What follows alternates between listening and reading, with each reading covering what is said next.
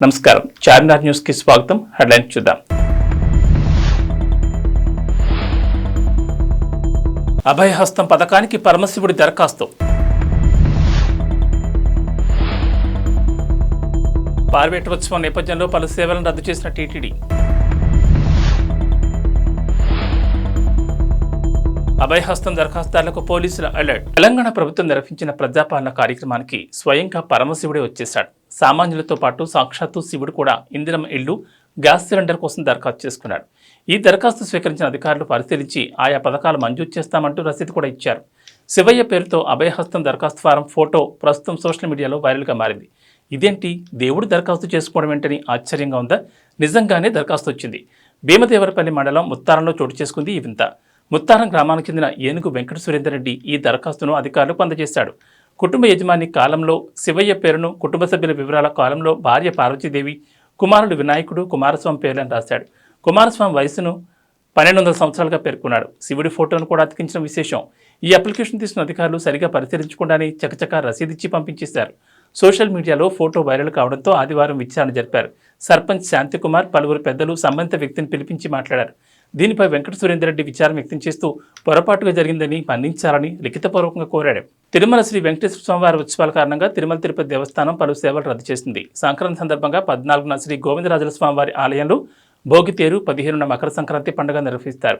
14న సాయంత్రం 5:30 నుంచి రాత్రి 7 గంటల వరకు శ్రీ ఆండాళమ్మవారు, శ్రీకృష్ణ స్వామివారిని భోగితేరుపై కొలువుదీర్చి ఊరేగిస్తారు. 16న పార్వేటోత్సవం నిర్వహిస్తారు. అదే రోజు గోదా పరిణయోత్సవం కూడా ఉంటుంది. ఉదయం 9 గంటలకు ఆండాళమ్మవారి మాలలను శ్రీ శ్రీ శ్రీ పెద్దజీఆర్ మఠం నుంచి ఆలయ 4 మాడవీధుల్లో ఊరేగింపుగా తీసుకెళ్లి స్వామివారికి సమర్పిస్తారు. అదే రోజు మధ్యాహ్నం 1 గంటకు శ్రీ మలయప్ప స్వామివారు, శ్రీకృష్ణ స్వామివారు పార్వేట మండపానికి వేయించేస్తారు. ఆస్థానం, పార్వేట కార్యక్రమాల అనంతరం స్వామివారు ఆలయానికి చేరుకుంటారు. ఈ నేపథ్యంలో 16న శ్రీవారి ఆలయంలో నిర్వహించాల్సిన అష్టాదళ పాద పద్మారాధన, కళ్యాణోత్సవం, ఊంజల్ సేవ, బ్రహ్మోత్సవం, సహస్ర దీపాలంకరణ సేవలను టీటీడీ రద్దు చేసింది. కాగా నిన్న ప్రారంభమైన శ్రీ ఆండాళ్ నేరాటోత్సవాలు ఈ నెల 13 వరకు కొనసాగనున్నాయి. సైబర్ నేరస్తులు కొత్త రకం మోసాలకు తెరలేపారని, అలర్ట్గా ఉండాలని పోలీసులు సూచించారు. రాష్ట్ర ప్రభుత్వం నిర్వహించిన ప్రజాపాలనలో అభయహస్తం దరఖాస్తుదారులను టార్గెట్గా చేసుకుని సైబర్ అటాక్స్ జరుగుతున్నాయని హెచ్చరించారు. దరఖాస్తుదారులకు ఫేక్ ఫోన్ కాల్స్ వస్తున్నాయని చెప్పారు. అభయహస్తం దరఖాస్తులకు ఒక ఏటుకాడు ఫోన్ చేసి మీకు ఇందిరమ్మ ఇల్లు, రేషన్ కార్డు, గ్యాస్ సిలిండర్ మంజూరైందని చెప్తారని వివరించారు. దరఖాస్తులో పేర్కొన్న వివరాలను చెప్పి నమ్మిస్తారని, ఆపై ఫోన్కు ఓటీపీ వచ్చిందని ఆ నెంబర్ చెప్పాలని అడుగుతారన్నారు. పథకం వచ్చిందని నమ్మి ఓటీపీ చెబితే మీ ఖాతాలోని సొమ్ము మాయమవుతుందని హెచ్చరించారు. మొబైల్ ఫోన్కు వచ్చే ఓటీపీలను ఎవరికీ షేర్ చేయొద్దని పోలీసులు సూచిస్తున్నారు. ప్రజాపాలన పేరుతో రాష్ట్ర ప్రభుత్వం ప్రజల నుంచి అభయహస్తం దరఖాస్తులు స్వీకరించిన విషయం తెలిసిందే. ఎన్నికల సందర్భంగా ఇచ్చిన 5 గ్యారంటీల అమలు కోసం ఈ అప్లికేషన్లు స్వీకరించింది. రాష్ట్ర వ్యాప్తంగా 6 రోజుల పాటు నిర్వహించిన ప్రజాపాలన కార్యక్రమానికి విశేష స్పందన లభించింది. మొత్తంగా 1.25 కోట్ల దరఖాస్తులు వచ్చినట్లు అధికార వర్గాలు తెలిపాయి. అయితే వివిధ పథకాల కోసం దరఖాస్తు చేసుకున్న వారిపై ప్రస్తుతం సైబర్ నేరస్తులు కన్నేస్తారని పోలీసులు చెబుతున్నారు. ప్రభుత్వం నుంచి ఫోన్ వస్తున్నట్లు నమ్మించి బ్యాంక్ ఖాతాలోని సొమ్మును కాజేసే ప్రయత్నం చేస్తున్నారని చెప్పారు. చెన్నైలో ఈ ఉదయం అకస్మాత్తుగా కురిసిన భారీ వర్షం నగరాన్ని అస్తవ్యస్తం చేసింది. ఎక్కడికక్కడ భారీగా ట్రాఫిక్ జామ్లు ఏర్పడ్డాయి. భారీ వర్షం కారణంగా నాగపట్నం, కిల్బేలర్ తాలూకా, విల్లుపురం, కడలూరు జిల్లాలో విద్యా సంస్థలకు సెలవులు ప్రకటించారు. అలాగే కల్లకురిచి, రాణిపేట, వెల్లూరు, తిరువണ്ണామలైలోనూ స్కూళ్లకు హాలిడే ప్రకటించారు. భారీ వర్షం కారణంగా రోడ్లపైకి నీళ్లు చేరడంతో ట్రాఫిక్ నత్తనడకన సాగుతోంది. చాలా ప్రాంతాల్లో ట్రాఫిక్ జామ్ కావడంతో ప్రజలు ఇబ్బందులు పడుతున్నారు. వచ్చే వారం రోజులు తమిళనాడులో విస్తారంగా వర్షాలు కురిసే అవకాశం ఉందని భారత వాతావరణ శాఖ తెలిపింది. రాష్ట్రంలోని 10 జిల్లాల్లో నేడు భారీ వర్షాలు కురుస్తాయని అంచనా వేసింది. చెన్నై, చెంగల్పట్టు, కాంచీపురం, మైలదుత్తరై, నాగపట్టణం, తిరువూరు జిల్లాలతో పాటు కరైకల్లోని ఓ మాదిరి వర్షాలు కురిసే అవకాశం ఉందని తెలిపింది. హిందీ భాషపై విలేకరు ప్రశ్నలతో తమిళ హీరో విజయ్ సేతుపతి ఆగ్రహానికి గురయ్యారు. పదే ఒకే ప్రశ్న అడగొద్దంటూ అసంతృప్తిని వ్యక్తం చేశాడు. విజయ్ సేతుపతి, కత్రినా కైఫ్ హీరో హీరోయిన్లుగా రూపొందిన మెర్రీ క్రిస్మస్ జనవరి 12న దేశవ్యాప్తంగా విడుదల కానున్న విషయం తెలిసిందే. ఈ మూవీకి శ్రీరామ్ రాఘవన్ దర్శకత్వం వహించారు. కాగా జనవరి 7న చెన్నైలో చిత్ర ప్రచార కార్యక్రమంలో విజయ్ సేతుపతి, కత్రినా కైఫ్, శ్రీరామ్ పాల్గొన్నారు. ఈ సందర్భంగా ఓ విలేకరి దక్షిణాదిలో హిందీ భాషపై పలు ప్రశ్నలు సంధించారు. గత 75 ఏళ్లుగా తమిళ రాజకీయాలు హిందీ భాష వ్యతిరేకత చుట్టూ అల్లుకున్న విషయాన్ని ప్రస్తావించారు. కొందరు ఇప్పటికీ నాకు హిందీ రాదు అని రాస్తున్న టీషర్ట్లు ధరించాలని పేర్కొన్నారు. దీనిపై విజయ్ సేతుపతి ఘాటుగా స్పందించారు. ఓ భాషగా హిందీని ఎవరూ వ్యతిరేకించలేదని తెలిపారు. ఈ క్రమంలో మళ్లీ అడ్డుపడ్డ రిపోర్టర్ హిందీ భాష నేర్చుకోవడం తప్పనిసరా అని ప్రశ్నించారు. దీంతో విజయ్ ఒక్కసారిగా ఫైర్ అయిపోయారు. మీరు ఇదే ప్రశ్న అమీర్ ఖాన్ అడిగినట్లు నాకు గుర్తు. అదే ప్రశ్నను మీరు మళ్లీ ఎందుకు అడుగుతున్నారు? హిందీ భాషకు మేము వ్యతిరేకం కాదు. ఆ భాషను తప్పనిసరి చేయడంపైనే మా వ్యతిరేకత. ఈ రెండింటి మధ్య తేడా ఉంది. అనేక మంది ఇప్పటికే హిందీ నేర్చుకుంటున్నారు. ఎవరూ ఈ భాషను వ్యతిరేకించడం లేదు. మీది అనవసరమైన ప్రశ్న. హిందీ నేర్చుకోవద్దని ఎవ్వరూ అనట్లేదు. ఈ విషయమే మంత్రి త్యాగరాజన్ కూడా వివరణ ఇచ్చారు. ఓసారి అది చూడండి అని విజయ్ ఫైర్ అయిపోయారు. ధరాబాద్ ప్రజాభవన్ వద్ద ఇటీవల ఓ కారు బీభత్సం సృష్టించిన సంగతి తెలిసిందే. అయితే ఆ కారులో ఉన్నది బోధన్ మాజీ ఎమ్మెల్యే షకీల్ కుమార్గా పోలీసులు గుర్తించారు.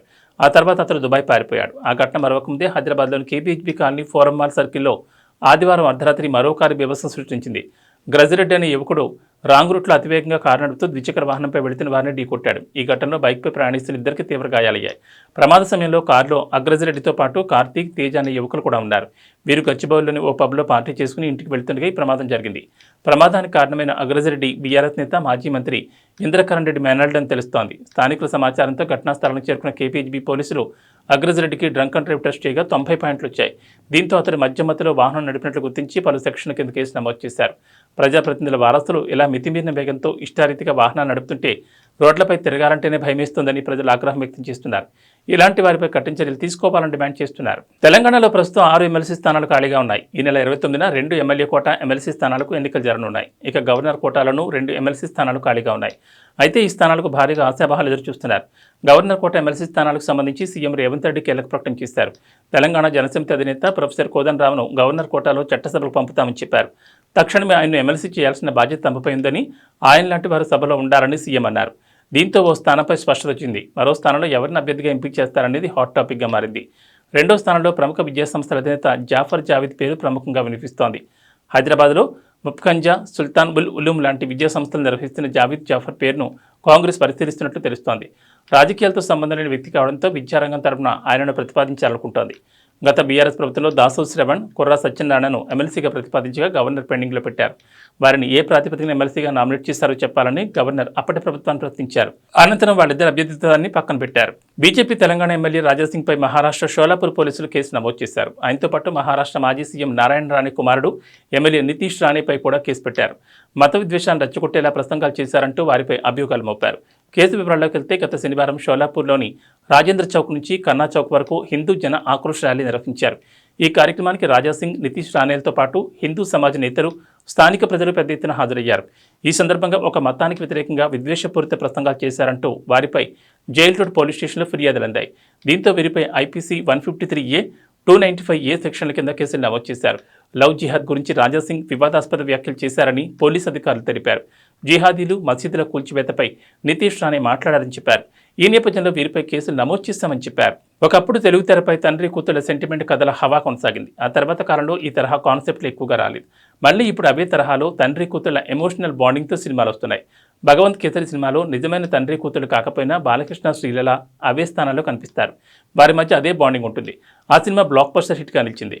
సిద్ధార్థ్ హీరోగా చేసిన చిన్న సినిమాలో అతను బాబాయ్ అయినప్పటికీ తండ్రి స్థానంలోనే కనిపిస్తాడు. తమిళంలో ఆ సినిమా భారీ విజయాన్ని సాధించగా తెలుగులోనూ మంచి వసూళ్లని రాబట్టింది. ఇక రీసెంట్గా వచ్చిన హాయ్ అన్న సినిమా కూడా తండ్రి కూతురు నేపథ్యంలో వచ్చిన కథనే. ఈ సినిమా తెలుగు రాష్ట్రాలతో పాటు ఓవర్సీస్లోనూ మంచి లాభాలను సొంతం చేసుకుంది. ఇక ఇప్పుడు వెంకటేష్ హీరోగా చేసిన సైన్తో కూడా ఫాదర్ డాటర్ మధ్య సాగే ఎమోషనల్ డ్రామాని. శైలేష్ కోల్ను దర్శకత్వం వహించిన ఈ సినిమా ఈ నెల 13వ తేదీన విడుదల కానుంది. ఈ సినిమాలో వెంకటేష్ కూతురుగా బేబీ సారా పాలేకర్ నటించింది. ఈ సినిమాలో ఆ పాపనే హీరో అని వెంకటేష్ చెప్పడం గమనించాల్సిన విషయం. మొత్తానికి ఈ తరహా కాన్సెప్ట్ల వలన తెలుగు తెరపై మళ్లీ చైల్డ్ ఆర్టిస్టులు కనిపిస్తుండడం శుభపరిణామం. ఎన్టీఆర్, కొరటాల శివ కాంబినేషన్లో దేవర్ సినిమా రూపొందుతోంది. యువసుధ ఆర్ట్స్, ఎన్టీఆర్ ఆర్ట్స్ వారు సంయుక్తంగా ఈ సినిమాని నిర్మిస్తున్నారు. సముద్రం నేపథ్యంలో ఈ కథ నడవనుంది. ఎన్టీఆర్ లుక్ డిఫరెంట్గా ఉండడం, చిత్రమైన ఆయుధాలతో ఆయన పోస్టర్స్పై కనిపిస్తుండడం ఈ సినిమాపై అందరిలోనూ ఆసక్తి పెంచుతోంది. అనిరుద్ సంగీతాన్ని సమకూర్చిన ఈ సినిమా నుంచి కొంతసేపటి క్రితం గ్లింప్స్ని రిలీజ్ చేశారు. పడవలపై కొంతమంది సముద్రంలోకి వెళ్లడం, ఫిష్ను చుట్టుముట్టి దానిలోని సరుకును కాజేయడం చూపించారు. సముద్రపు దొంగల నేపథ్యంలో సాగే కథగా ఇది కనిపిస్తోంది. ఆ దొంగలతో హీరో పోరాటం చేసి చూపించారు. వెన్నెల రాత్రిలో సముద్రం నేపథ్యంలో సన్నివేశాలు ఆకట్టుకునేలా ఉన్నాయి. ఈ సముద్రం చేపల కంటే కత్తులను, నెత్తులను ఎక్కువగా చూసి ఉంటుంది. అందుకే దీన్ని ఎర్ర సముద్రం అంటారు అనే ఎన్టీఆర్ డైలాగ్ కంటెంట్పై మరింత కుతూహలాన్ని పెంచుతోంది. జాన్వీ కపూర్ కథానాయికగా నటించిన ఈ సినిమాను ఏప్రిల్ 5వ తేదీన విడుదల చేయనున్నారు. ఇవి బులెటిన్ విశేషాలు. నమస్కారం.